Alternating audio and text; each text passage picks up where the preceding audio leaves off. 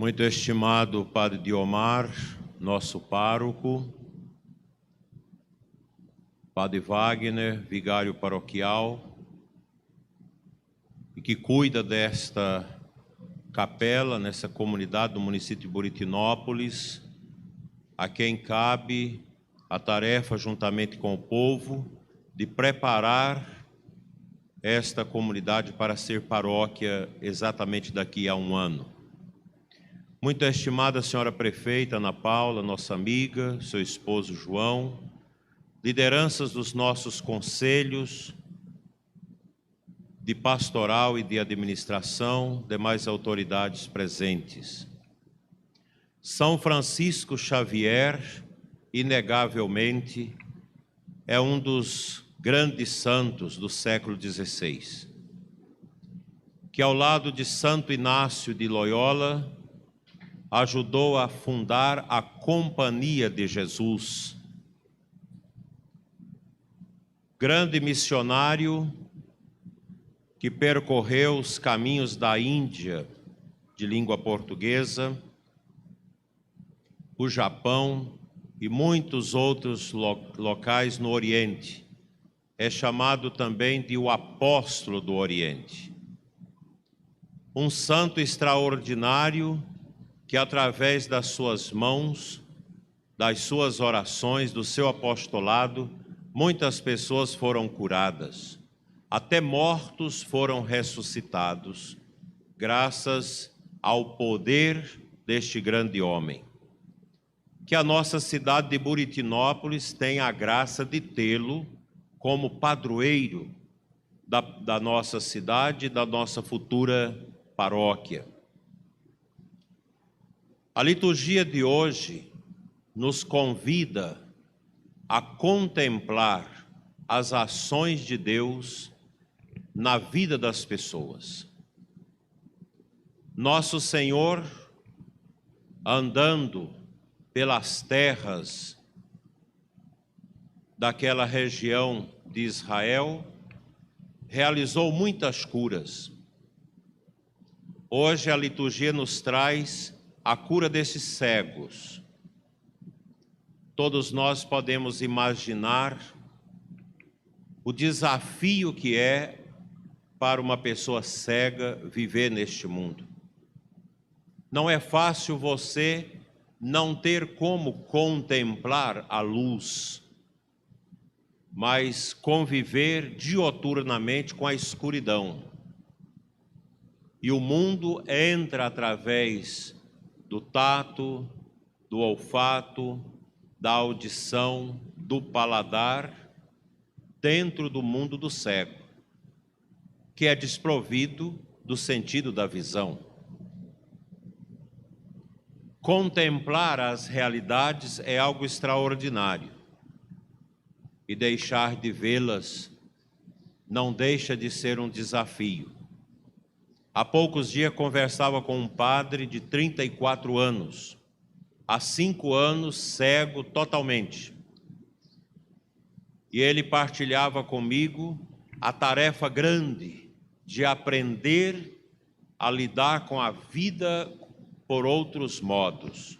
E é um padre dedicado, celebra até 5 missas aos domingos, celebra casamento, atende confissão, visita os enfermos, faz batizados, mas é um dilema. Conta com o auxílio dos aplicativos, que hoje são muito bons para ajudar os cegos a conviver, inclusive nas redes sociais.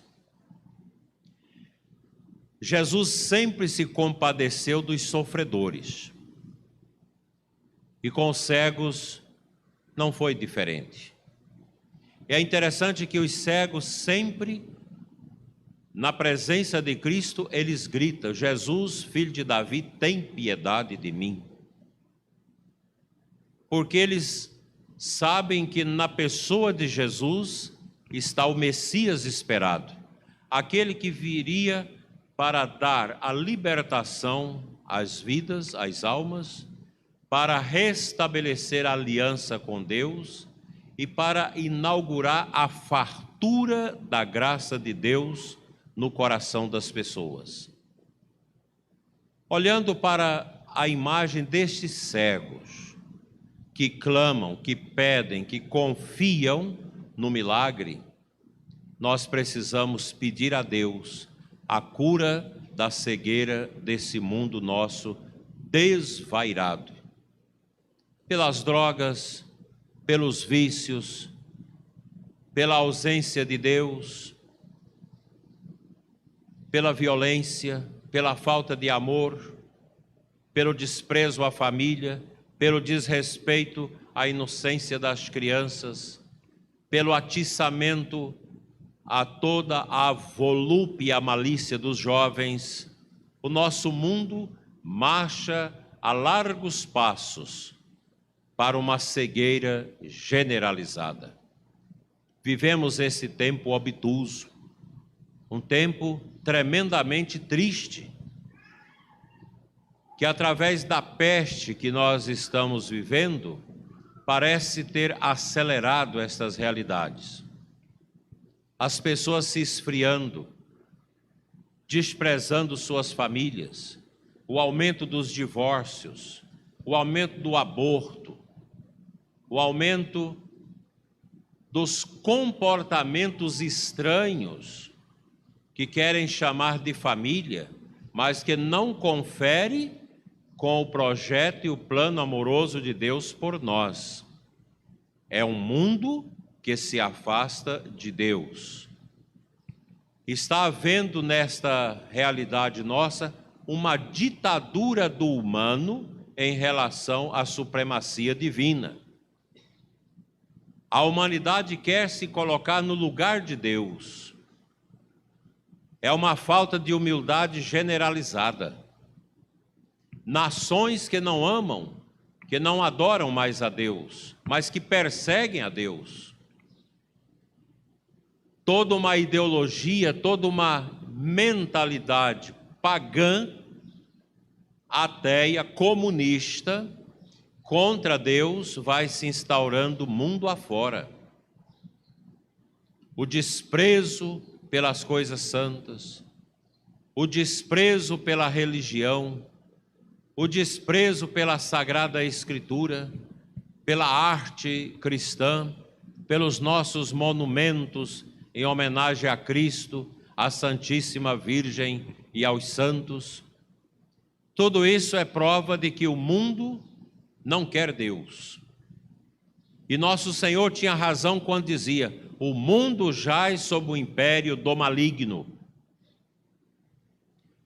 Qual deve ser a nossa atitude de católicos, de pessoas batizadas, de cristãos, diante desse disparate que nós vivemos nas nações? Manter a nossa fé, manter a nossa espiritualidade, olhar para a frente com o olhar de Cristo, não com o olhar do mundo, porque o mundo quer nos incutir uma vida sem Deus, uma vida sem graça, uma vida estranha. Não é isso que Deus quer para nós. O mundo enxerga o pecado, mas está cego para Deus. E muitas pessoas já enxergam somente o pecado, somente os caminhos da destruição de suas almas, mas não são capazes de olhar para o alto, de contemplar o chamado de Deus para uma vida de santidade. Olhando para São Francisco Xavier, estampado nesta imagem tão bonita aqui na nossa igreja, nós somos chamados a viver a nossa santidade. Somos convidados a imitar as virtudes de São Francisco Xavier, um jesuíta santo, exemplo para todos os jesuítas, em primeiro lugar, na face da terra, que tem neste santo, em Santo Inácio de Loyola, em tantos outros santos da ordem jesuítica, os grandes exemplos de amor à igreja, de amor às almas, de amor à missão. É impossível pensar a história da igreja no Brasil sem a presença dos jesuítas, santos, homens que fecundaram a nossa terra com o exemplo da santidade, porque eram homens que tinham a clarividência de Deus e ajudavam o povo a perder a cegueira, que já desde o início da descoberta do Brasil foi marcando as gerações que passaram pela nossa terra. O pecado, meus irmãos, é uma pustema, é uma pereba fétida, purulenta, que nós precisamos extirpar e curar com o azeite da misericórdia de Deus, que vem pela oração, pelo arrependimento dos nossos pecados, pela confissão sacramental, pela adoração a Jesus Eucarístico. Nós precisamos curar as nossas cegueiras, olhando para Jesus, contemplando o mistério dele nas nossas vidas. É impossível, meus irmãos, que nós cheguemos a uma vida digna de santidade sem nos unirmos a Cristo. E a nossa união a Cristo é que nos dá a santidade. E a santidade requer esta nossa amizade com Deus. E se for preciso, unir-se com Cristo na cruz, derramando o nosso sangue por Ele. O mundo caminha para isso. Nós estamos tendo uma perseguição enorme à fé, através desse movimento obtuso que eu tenho sempre citado, que é o movimento da nova ordem mundial, do globalismo, que quer resetar, eles já deram até o ano, 1930, os valores da nossa fé. Querem criar uma religião global que adora a natureza, que volta aos cultos primitivos dos povos originários, cultos pagãos, que quer ter o povo como massa de controle e a família totalmente desprezada. Há uma perseguição sistemática à família. Essa é uma perseguição à igreja, porque a igreja sempre primou pela família. Quando a gente olha vocês aqui, o esposo e a esposa com os filhos na igreja, nós podemos ver quão belo é o exemplo da família, porque é na família que nascem os santos. E quão triste é esta realidade que vai destruindo, arrebentando com as famílias,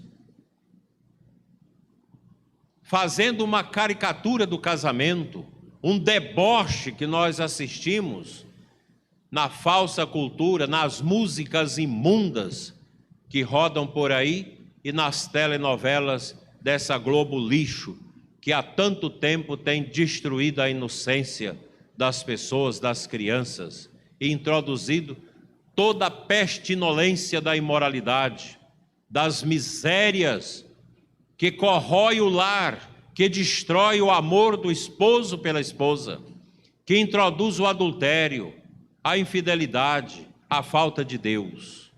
São João Paulo II, quando criticou esse mundo perverso, ele o chamou de um mundo que produz a cultura da morte, que tenta abortar Deus da vida das nações e das famílias. E o Papa dizia: aqueles que tentam matar Deus, matam a si mesmo. Porque dentro de nós já está, meus irmãos, a imagem do Deus único e verdadeiro. Nós já trazemos conosco esse rastro da bondade da mão de Deus sobre nós, porque Ele que nos criou. Essa realidade é grande e ela impinge no nosso coração o desejo da santidade. Não podemos nunca esquecer isso. Nós somos chamados a uma santidade porque a vocação da igreja é uma vocação universal à santidade. Nova ordem mundial é um natimorto, é um gigante pé de barro, já nasceu morta.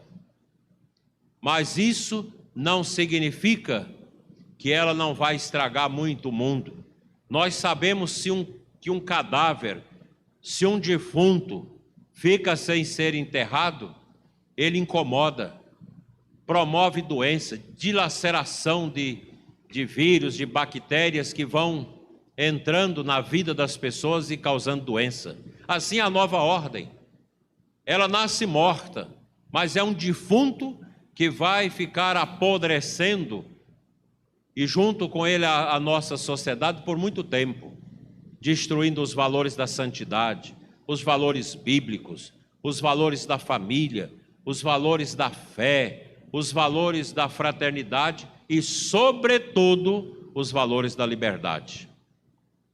A nova ordem vem para tirar a liberdade das pessoas, para subjugá-las a um governo mundial, a uma república mundial. E nós já estamos percebendo isso. Todo o empenho das Nações Unidas, da ONU e de tantos globalistas, de tantos ricos medonhos que querem um capitalismo inclusivo para subjugar a nossa humanidade, para fazer as nossas crianças viver uma confusão por causa da ideologia de gênero, fazer as famílias se destruírem naquilo que é mais belo no matrimônio, que é a permanência até a morte do vínculo estabelecido no altar. Sejamos, meus irmãos, resistentes ao pecado, resistentes a esta cegueira que o mundo quer impor a nós e à igreja. Usam da pandemia, usa de tudo isso que estamos vendo para nos enforcar na nossa liberdade, exigindo passaporte vacinal, controle, que isso é uma aberração. Se as vacinas ajudam, elas não podem ser tidas como um instrumento de ditadura. É preciso respeitar quem não quer se vacinar. Nós não podemos impor esta absoluta realidade de controle social através de uma tirania que rompe com a liberdade das pessoas. Que todos tenham responsabilidade. A nova cepa já chegou no Brasil. Quem a trouxe? Pessoas vacinadas, que para vir ao Brasil tinha que ter o passaporte, mas trouxeram. Então há muita obscuridade e a gente precisa ter cuidado, para a gente não discriminar as pessoas, para a gente não impor essas ditaduras que se querem. Agora está aí, um monte de artistas que no ano passado faziam lives, propagandas, fique em casa, preserve as vidas, e criticando todo mundo que queria trabalhar, apoiando prisões e as mais severas ditaduras de muitos lugares que nós acompanhamos na televisão. Hoje, onde estão esses artistas? Fazendo shows sem máscaras, multidões sem máscaras, se beijando, dançando, proliferando o vírus. Isso nós chamamos de hipocrisia. É uma grande hipocrisia. E a gente está vendo isso. A pandemia está revelando os grandes hipócritas da nossa nação. Gente que impõe jugo aos outros, mas que não tem responsabilidade nenhuma com a vida. São verdadeiras ideologias que estão no caminho dessas pessoas. E agora querem liberar o carnaval, para depois infestar novamente o país, e aí vão bater a porta da igreja dizendo, feche, porque a igreja é lugar de contaminação. Eu ainda não tive nenhuma prova de alguém ter pego na diocese o vírus nas nossas missas. Padres que tiveram a Covid, um até que morreu, e ninguém da paróquia pegou. Porque é o cuidado, o zelo, a higiene. Os aviões, a gente anda no avião a 30 centímetros, 40 centímetros da cara do outro. Tudo junto. Aí querem impor distanciamento nos bancos da igreja. Graças a Deus que a prefeita aqui não fez essas exigências terríveis que no Brasil estão vigorando em muitos lugares até hoje. Nós precisamos da liberdade para sermos santos. O santo vive uma liberdade, mesmo quando perseguido, o seu coração é livre, porque a liberdade é um dom de Deus. Deus nos fez livre, a tal ponto que a humanidade pecou, porque Deus fez livre, a tal ponto que Lúcifer, que era um anjo de luz, se tornou demônio, porque os anjos também foram criados livremente. Que Deus nos ajude a viver esse tempo de graça, de preparação para o Natal. E aqui na paróquia Nossa Senhora Aparecida de Simolândia, um tempo especial nessa capela de São Francisco Xavier, que começa hoje o seu trabalho de preparação para ser elevada à condição de paróquia. Que o modelo de São Francisco Xavier, grande santo, alcance o coração de todos nós, para que, a exemplo dele e da Santíssima Virgem, nós possamos ser santos como o Pai é santo. Amém.